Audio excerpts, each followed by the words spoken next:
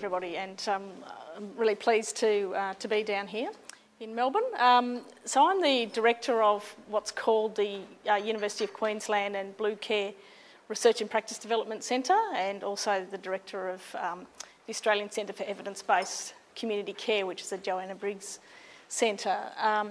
But my background is I'm a registered nurse by training and worked for many years in aged care, in residential care and in acute care, in geriatric assessment teams. And about 20 years ago made the dip into palliative care as a researcher with Ian Maddox at the Southern Adelaide Palliative Care Service.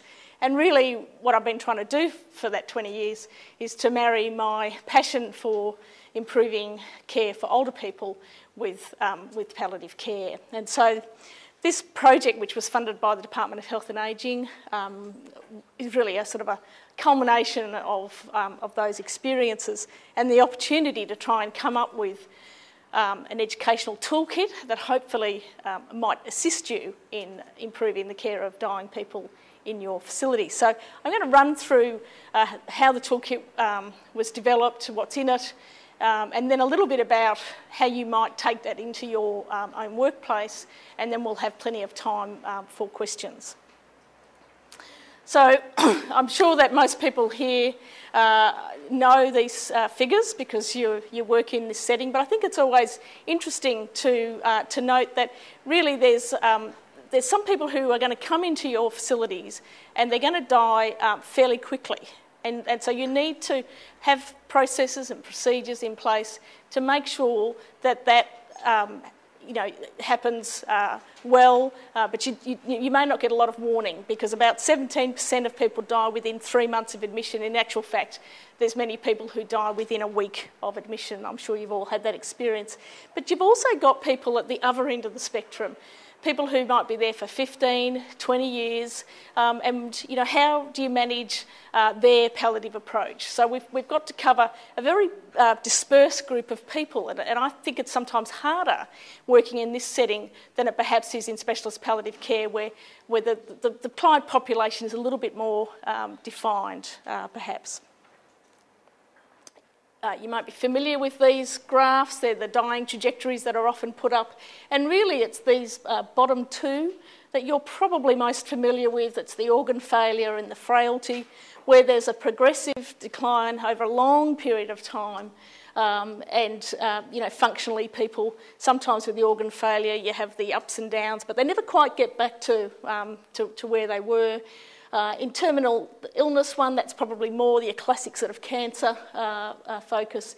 But of course you do, in residential care, have the sudden deaths as well. So you do, as I say, have to cover a broad spectrum of the dying trajectories. So as I say, the aim of this project that led to the development of the toolkit was to take some guidelines that existed and trying to turn them into something that was actually usable.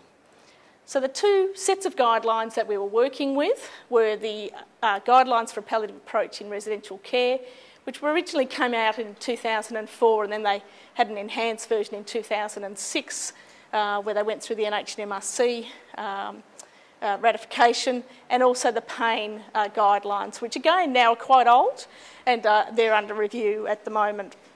So both these guidelines, while a bit dated now, the essence of what's in them is still valid for today's practice. So what we've thought about, the team, this project was conducted across 4 states. We had 9 residential care facilities, 3 specialist palliative care services involved, and we thought, what are the key things that if you were going to provide a palliative approach, should you be thinking about doing? And so we came up with these, what I'm calling 3 key processes of care. You'll be familiar with most of these. Advanced care planning, very topical, particularly in Victoria, where you've got the Respecting Patient Choices movement here. Palliative care case conferences, probably more the domain of specialist palliative care, but certainly very important in this setting. And the end-of-life care pathway. And you may have heard the terms Liverpool care pathway.